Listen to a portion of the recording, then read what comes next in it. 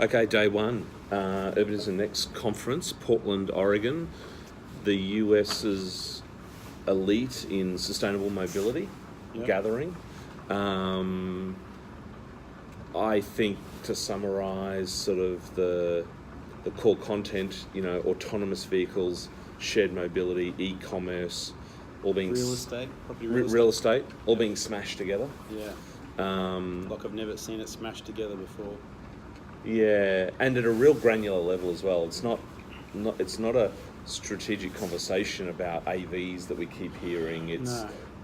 It went deep down. Yeah, it's like in Australia, we'd be standing around looking at the AV going, look at this shiny thing here, they're pulling the shiny thing apart and figuring out how to actually make sure we implement it and deal with it like at a really, really granular level. So I think the sophistication of the conversation here has shocked me. Like I don't know what I expected. Shocked you for good? Oh, really good. Like blown my mind. It's not often I go to an event or conference these days and come away thinking that I'm actually significantly dumber than I thought I was. Yeah.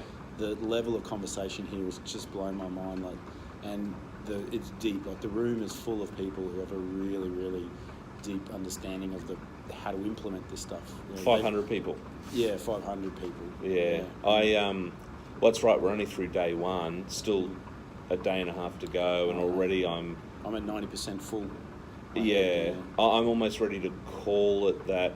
Probably one of the best conferences I've ever been to. Yeah, I'd agree. Like I said, just from the depth and sophistication of the conversation, it's just been shocking.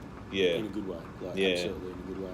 From and I think the lovely bit as well. Like the event was opened by the mayor and opened by the local congressman, both of who spoke off the cuff on the topics of cities and the issues facing it in a really impassioned and knowledgeable kind of way. And I did sit there and go, I don't know that we've got too many of these kind of people in Australia, and we probably need more of them to be a bit controversial. But again, just such the head of the university, the president of the university, just gave $1 million to effectively the City Next department here, which is a smash up of planning and tech and all kinds of stuff, to do more work on it. Just like they're in such a great place. Yeah, that's right. I felt in the opening plenaries today, first of all, some big statements, big comments for me. Takeaways were,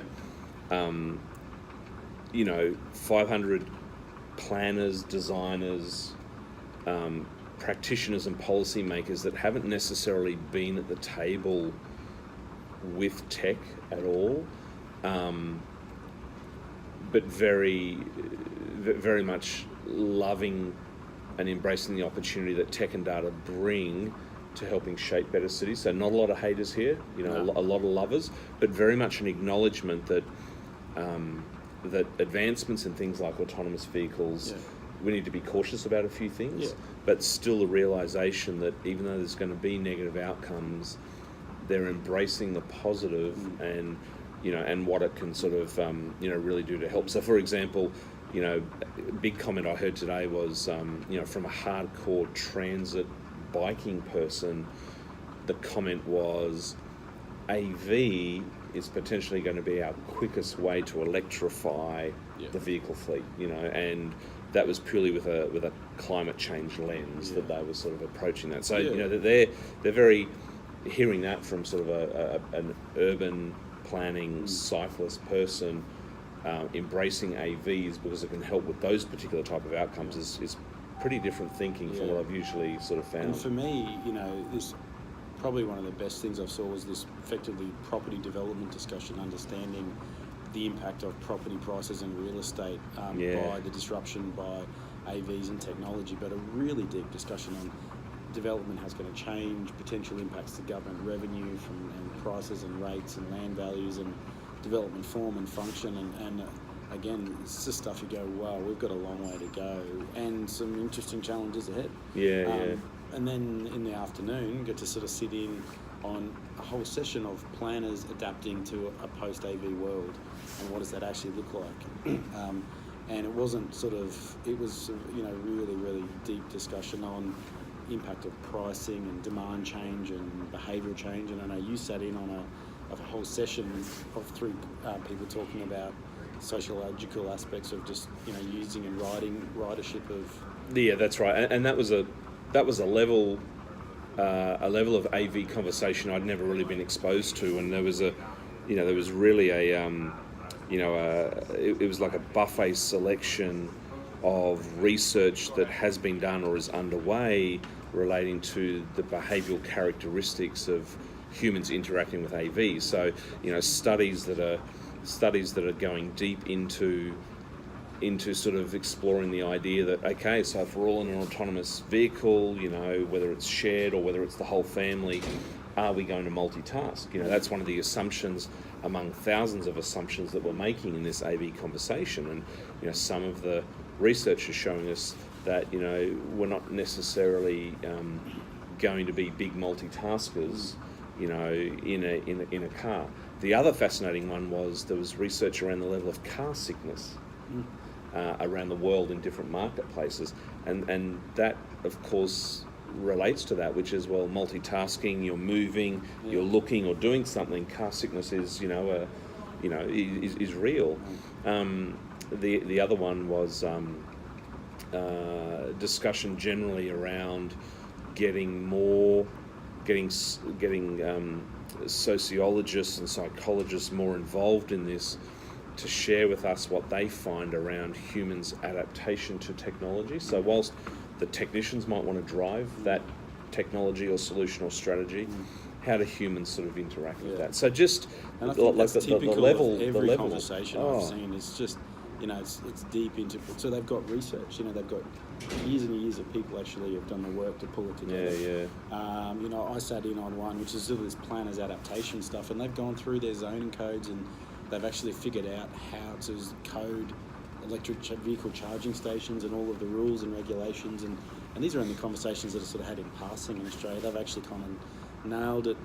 For me, the really, really interesting one was conversations with, this shouldn't be about AV adaptation and how do we fit this stuff into our world, or what do we do. It's actually, we've actually set our strategic plan and vision.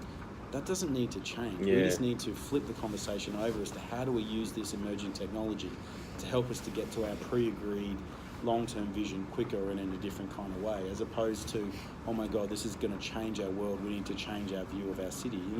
Just draw the line. Wow. No, that's where we want to go. And I think that's so much of the stuff is flipping it over from effectively a dominant, I guess a passive to a dominant role, and go, no, you're coming into my city. This is the way it's going to be. This is what our city is. Not if you let it run over the top of our cities, then I think we'll lose it. Which is why I think you've been saying the urbanists need to be in the room and having these discussions, because we're the only ones who really protect our cities. And if we're absent, this stuff will run rampant. So. No, I love that. I love that comment from the city of Portland. We have a plan for our city. The way we will embrace smart cities and tech and data is to work out how it can accelerate those goals and targets and outcomes. They have mode share split targets. They have climate change targets. Water quality, and when you lead the smart cities conversation in a vessel of outcomes like they're talking about. The tech and data gets so much more easier because it has just fundamental purpose. And I mean, that's always been what the smart cities agenda has been. We've just kind of lost the sort of dialogue now and then. It's gone a bit off reservation. But my final plenary this afternoon that I was in, we had bike share. So we had the guys from Lime Bike who do bike share, dockless bike share, dockless e-bike share, and now the dockless scooter that we got to ride around. The dockless scooter. We got to have a bit of a cruise around on that in the courtyard, which was good fun. And you forgot your little 6-wheeled robotic. That's right. Delivery device. That's right. The only legal delivery robot in the world, which is being throughout Europe and a whole range of other markets. We'll get some information up on the website, but really interesting hearing. They've had 11 million sort of deployments or tests, around the world. They've hardly had any incidents.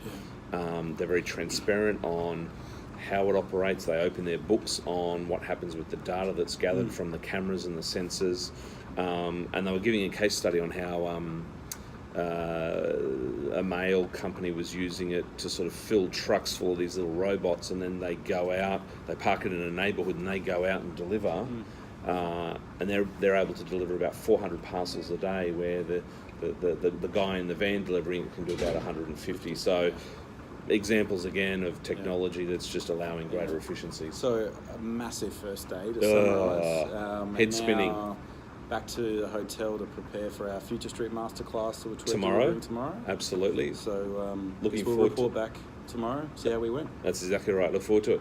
So then.